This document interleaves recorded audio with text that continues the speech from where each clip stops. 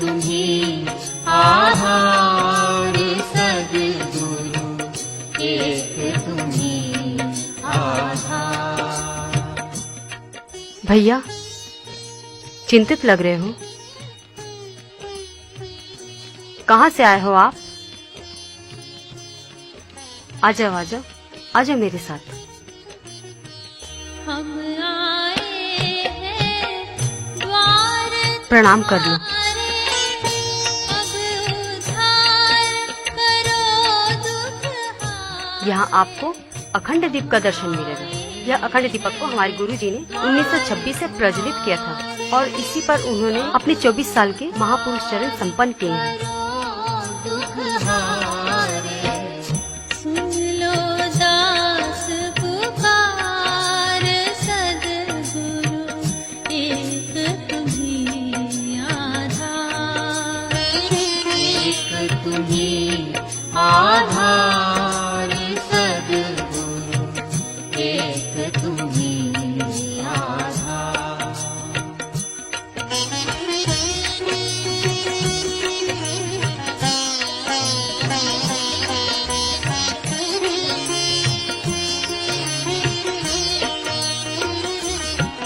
क्या बात है भैया, बहुत चिंतित लग रहे हैं।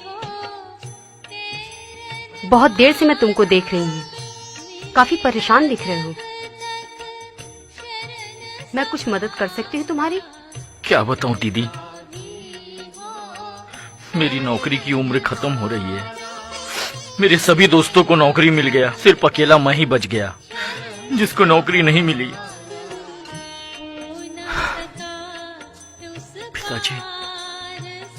पिताजी किडनी के रोगी हैं, एक सेठ के दुकान में काम करते हैं। अब तो उनसे भी काम नहीं होता। छोटी बहन की शादी करवानी है, छोटी बहन को पढ़ाना है, मकान टूट रहा है उसे भी बनाना है। क्या करूं, कहां जाऊं? कोई मदद करने वाला नहीं है दीदी, कोई मदद करने वाला नहीं है। यहाँ से कोई निराश नहीं गया आज तक। गुरुजी सबको सहारा देते हैं। देखो, ये सजल श्रद्धा है, वंदनीय माता जी का साक्षात स्वरूप है। ये प्रखर प्रज्ञा है, परम पूज्य गुरुदेव की चेतना यहाँ विराजमान रहती है। कुछ देर यहाँ बैठो, ध्यान लगाओ। ये आसन लगा करके बैठो, यहाँ पर आसन लगाओ, ध्यान पर बैठो, मुंह उधर करके बैठो। भवकूपों से ऐसे परम उदार सद्गुरु, एक तुम्हीं आधार। देख बेटा भारत, ये सेठ की नौकरी अभी नहीं होती मुझसे। तू कोई नौकरी कर ले बेटा, सबकी तू ही उम्मीद है। बहन की शादी करनी है, छोटू की पढ़ाई करानी में ये टूटता हुआ मकान तुरंत बनवाना होगा बेटा। अरे ये गिर गया तो हम सब बेघर हो जाएंगे बेटा। हे भगवान, मेरा बेटा रात दिन मेहनत करता है, फिर भी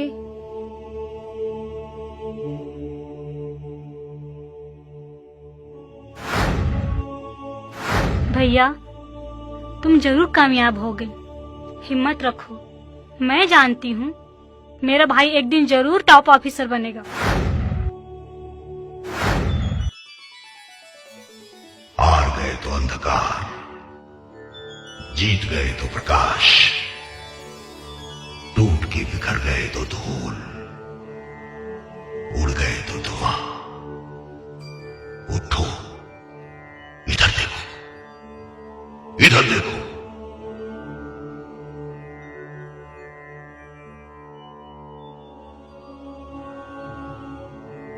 ये बरगद का पेड़ तूफान में गिर जाए तो कोई उसे उठा के खड़ा नहीं करता। लोग सूखने की प्रतीक्षा करते हैं और फिर उसे काट काट कर जला देते हैं। ये इधर देखो, मंदिर की एक टूटी हुई प्रतिमा अब इसकी कोई पूजा नहीं करता। कोई नहीं, कोई नहीं। टूटने से पहले भगवान था और अब सिर्फ पत्थर, पत्थर। देखो ये टूटा हुआ दीपक, अब इसमें बाती नहीं जलती, जलती नहीं सकती। तुम खुद टूट जाओगे तो रास्ता कैसे मिलेगा? तुम देश के सबसे शक्तिशाली व्यक्ति हो, तुम युवा हो, युवा। भारत अपने अपने आदर्श के लिए सबको कष्ट सहने पड़ते हैं। विपत्तियों से डरो मत, उनका सामना करो, सामना करो। संवेदना और साहस से ही युवा शक्ति प्रज्वलित होती है। विपरीत परिस्थितियां प्रेरित करती हैं, विषमताओं से उत्साह मिलता है, समस्याओं से ऊर्जा का संचार होता है। भारत ज्ञान का अंत नहीं। तुमने यूनिवर्सिटी की डिग्री को भी ज्ञान का मापदंड समझ लिया है। ज्ञान वह नहीं जो पुस्तकों से आता है, ज्ञान वह जो अंतःकरण से प्रकट होता है। ज्ञान से विनय आता है। ज्ञान अच्छा, ज्ञान का अहंकार अच्छा नहीं। क्या ज्ञान से अहंकार आता है? एक महान गुरु भक्त ऋषि थे, आरुणि।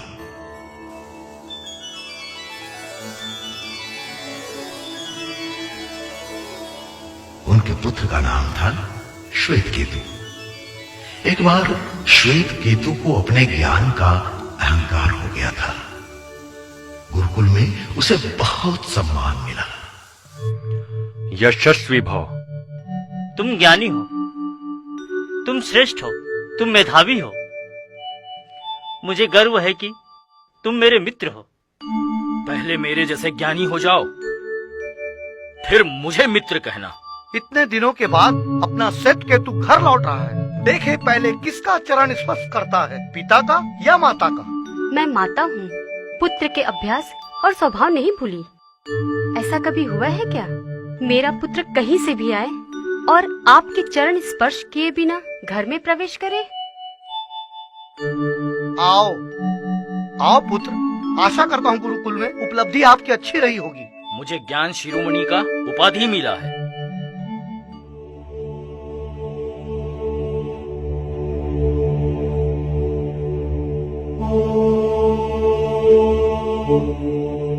पुत्र, तू कुछ बदल तो नहीं गया?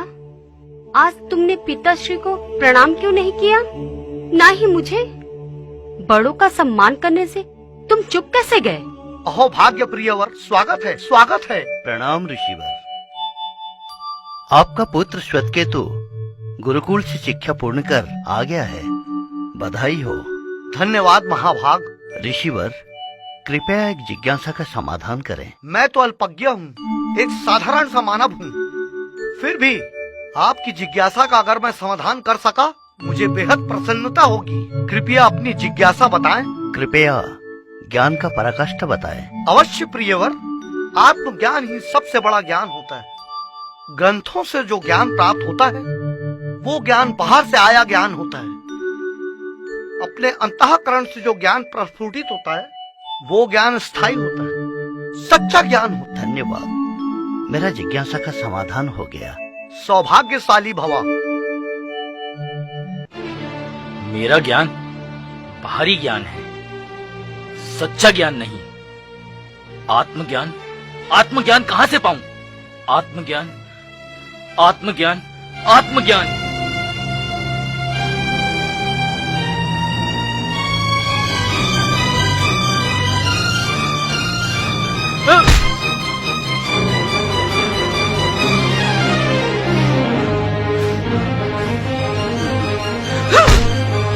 आत्मज्ञान, आत्मज्ञान कहाँ से पाऊं?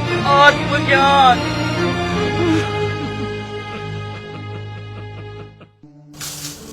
लो, इसे अपने हाथ में लो। गौर से देखो, इस फल के अंदर इस विशाल वृक्ष का एक बीज पड़ा हुआ है। इसे तोड़कर तो देखो, इसके अंदर क्या है। इसके अंदर तो कुछ भी नहीं है। ठीक कहा पुत्र। इसके अंदर जो है दिखाई नहीं पड़ता। इसी शून्य से इस विशाल वृक्ष का अस्तित्व है। निराकार से ही ये साकार प्रकट होता है। बीज स्थूल है तभी तो ये विशाल वृक्ष है। ठीक वैसे ही ये शरीर स्थूल है। इसमें जो आत्मा है वह अदृश्य है। सप्त ज्ञान से बड़ा आत्मज्ञान होता है।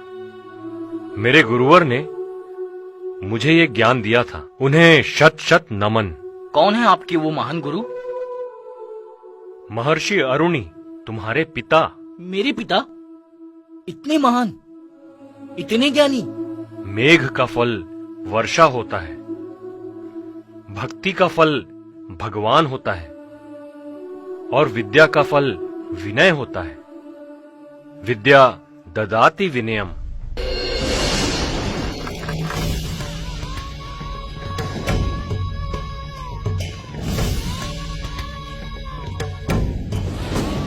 क्षमा पिताश्री, क्षमा। मैं शब्द ज्ञान के अहंकार में तत्व ज्ञान को भूल गया था। क्षमा पिताश्री, क्षमा। धन्य पुत्र धन्य, आज आपका ज्ञान संपूर्ण हुआ। ग्रंथों में शब्द जो याद किया वो भूल भी सकते हैं।